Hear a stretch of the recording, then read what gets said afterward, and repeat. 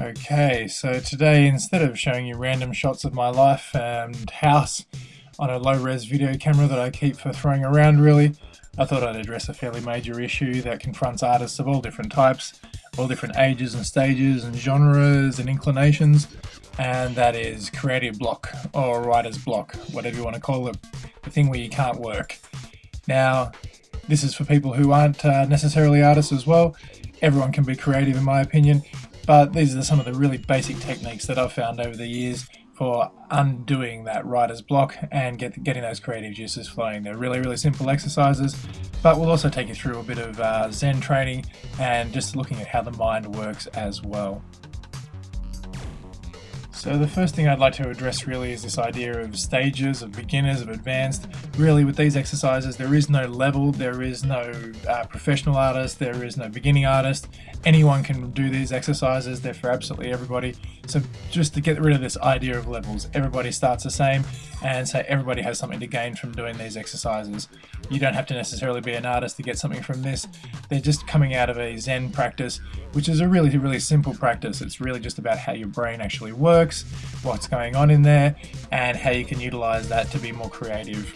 Now, you don't have to be particularly spiritual or religious to get benefit from these ideas. These are really just a set of tricks as to how your brain actually works and how to bring them into your creative practice.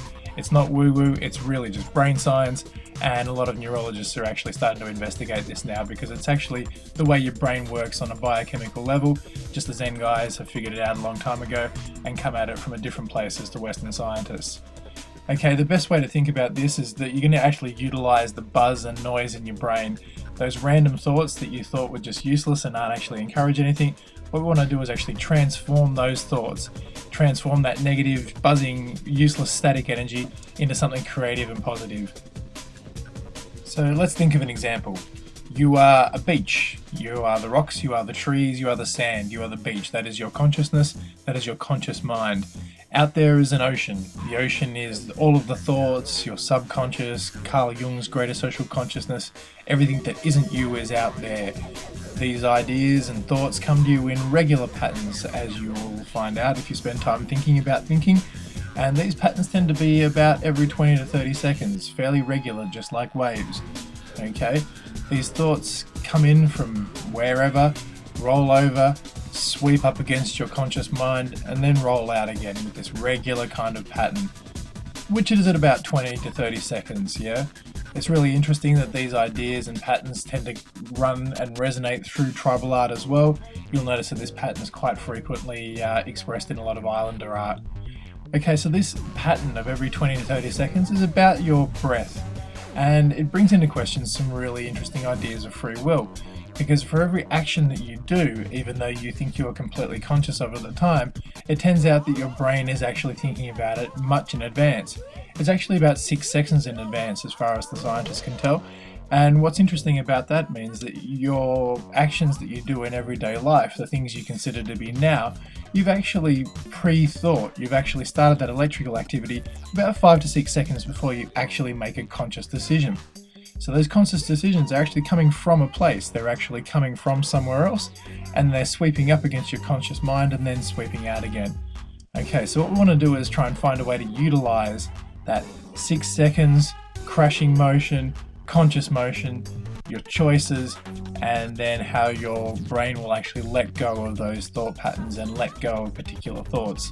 Okay, these are really simple practices, and like I said, it's really just about slowing down your brain, slowing it down to actually recognize this 20 to 30 second pattern, which is at about the breath in and out. Okay, so it's very closely linked to yoga practices and Tai Chi practices, other sorts of meditative practices like that. But it's a really simple way of thinking of your brain as like a beach, like a wave coming in. And so we're going to adopt that really natural breathing and breath pattern into art and see how that can loosen us up and really make a difference to how we draw. So as I said, these aren't exercises primarily for artists. Anyone can do these. They're basically just doodling exercises. And what we want to do is just loosen up our hand and loosen up our brain, get our eye and our hand connected, And what we want to do is make a drawing where we've got plenty of little gaps, where we're making lots of little spaces for us to just fill up and for our brains to get quite activated. You can see there's little spaces here. What we don't want to do is bunch the drawing up too much or knot it up too much, make it too complicated for ourselves. What you're really trying to do is just make a nice open gesture. But you want to avoid just doing circles and just going around and around on the spot. What you want is a nice variable line, a nice open drawing. And don't fill the entire page up, just do a nice open loose drawing. Okay, you also want to avoid straight lines and using too many straight lines. What you want is a variety of lines, and you want to make the drawing flow as much as possible, occupy as much of the page as possible. So it's best to actually use a combination of straight lines and flowing lines and going around in circles. Okay, again, what you're after is really just making some gaps. Now, I just want to step aside for a second here and actually talk about passive and active and the difference between the two. I would consider, and I want you to consider just for a moment, that what we just did was a passive activity. The rolling around of the pen on the page, doodling, was just a passive activity. You didn't have to think about it much or engage your brain much. And what we're going to do now is actually an active activity. That sounds a bit silly, but what we're going to do is now do something which I'd consider to be activated. Now, what you want to do is go around and find a few little gaps in this drawing, a few little spots, and just start filling them in. Doesn't matter where, doesn't matter whether you want to form a checker pattern, doesn't matter whether you want to take some sort of order. This is all about choices and making choices, okay? So what you want to do is just use the drawing that you've got and just play with it, yeah? Just find some spaces, just fill up a few different areas, and just try and engage this active part of your brain, okay? So you start with the passive activity of just moving the pen around on the page, and then you actually wait 20 to 30 seconds just looking, letting your brain just open up, absorbing the drawing, and then begin an active activity, okay? And engage the brain, actually start filling in the areas. So this activity should take you can sort of do one drawing in about 10 seconds and then start filling it in 20 to 30 seconds. You can also make very beautiful, very complicated drawings out of this style as well, okay? You can also do it on the phone, you can do it anywhere. This is just a doodling exercise where you're just filling in little parts of the drawing and just giving yourself and your brain the chance to just connect things that weren't previously connected in your brain, okay? As I said, it's really important to connect this with your breath as well. So in between drawing and in between doing the actual filling in, spend some time just looking and seeing, and spend that 20 to 30 seconds. Allow your brain to just roll in with the wave and roll out with the wave, okay? You can even do 20 to 30 seconds in between filling in different gaps if you would like, and fill in your checkerboard drawing any way that you'd like. But this is really about generating some ideas, but it will take about 20 to 30 seconds for your brain to actually release any previous ideas. And you'll find that if you do this consistently for 5 to 10 minutes a day, your drawing practice, your artistic practice, your creativity, your juices will just start flowing more and more and more as you do this activity. Now, the next activity is very, very similar to the first, except this time, as we're doing our drawing, we're going to loosen our hand up even more. As you're making the gestures, pull the pen actually off the page sometimes and just bounce the thing around on the page. You want really, really loose lines here. You don't want to make any direct connections. You don't want to make the thing too bold like the last time, one direct solid line going around. Instead, this time, just bounce it around. Just let the pen actually move off the page as it will. You should end up with a bunch of squiggly lines this time, as to opposed to a solid lines. But this is even more passive, yeah? This is allowing the hand to just flow, and sometimes it'll touch the page, sometimes it won't touch the page. Just let it do what it wants to do, yeah? Use your wrist. Actually make this a much more jazzy drawing. Try and use your whole body. Instead of just engaging, you use your muscles in your hand. Try and actually use your entire arm this time. Now, this is a very, very useful technique for those people who are interested in line work and interested in, for example, tattooing or in graffiti, because it really helps to concentrate the mind, okay? So once you've got this bunch of bouncy lines, of course, give yourself that 20 to 30 seconds. Breathe in, breathe out. Now find certain lines that you want to reinvigorate, that you want to make solid. Now you can try and copy yourself directly over the top. You can try and three-dimensionalize some of them by thickening some of them. You can weave them in and out of each other. You can do all sorts of interesting things with this line and actually give it a lot of dimension. Make it three-dimensional, make it two-dimensional, bring it in and out of the page very, very easily. by just choosing certain areas. Now you'll find that this is actually quite difficult because you're following yourself, you're actually following your own lines, but this is really good for artists like tattoo artists because it helps you to tighten up your line work and follow your own hand to get that nice flowing line. Now it's not easy to follow yourself, it's not easy to repeat yourself, so this is a really good exercise for actually trying to tighten up your hand as well as loosening up your mind. Again, remember this passive active area, and this is a really great way to produce abstraction and really felt kind of work. I actually use this a hell of a lot in my artwork. This is one of the basis of a lot of my drawings and even a lot of my paintings. I use this all the time just to get the nice shapes flowing through my artwork before I actually determine and censor what I'm actually going to use as an end result. Okay, so remembering the first activity was just filling things in nice and solid. The second activity is just choosing particular lines to give more dimension to. Now if you're doing this 5-10 minutes a day each, then that's about 20 minutes. It seems like a lot of artistic practice, and maybe you don't have actual time for that, okay?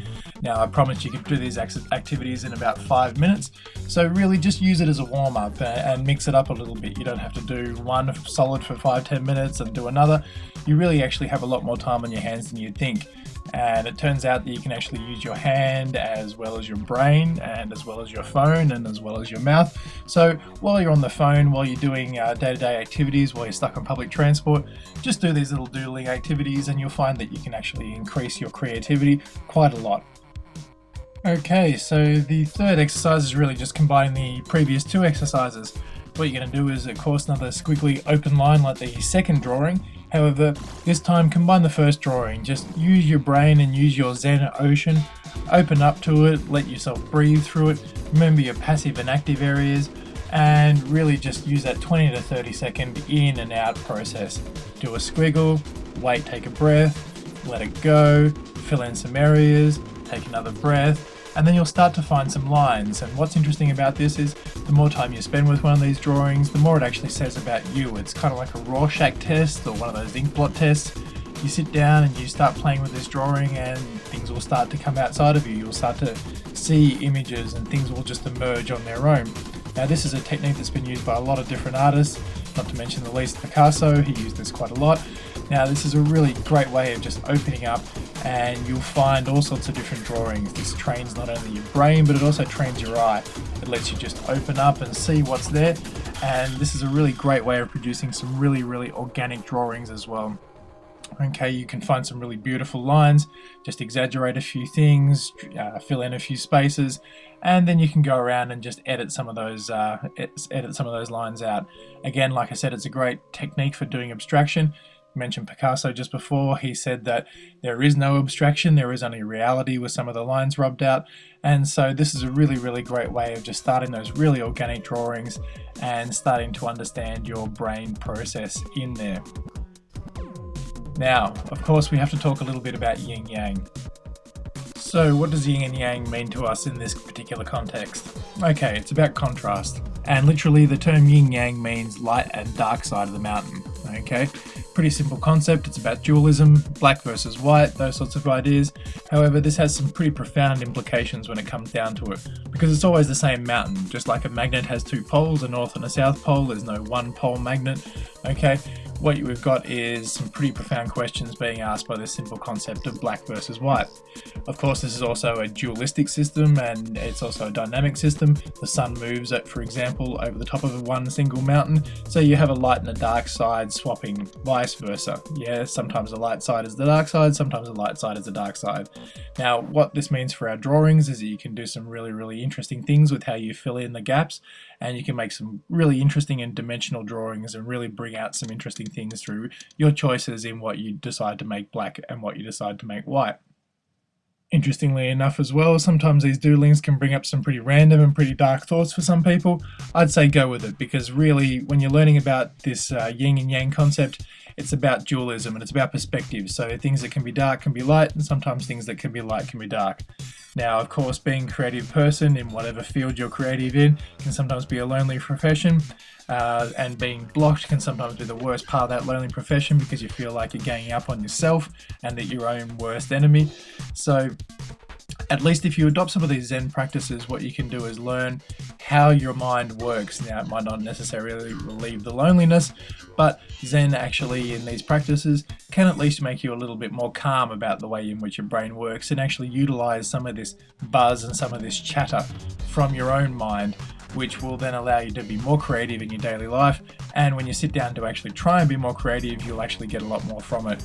It'll increase your free will, your ability to choose, and hopefully that will also make you a little bit more connected to other people.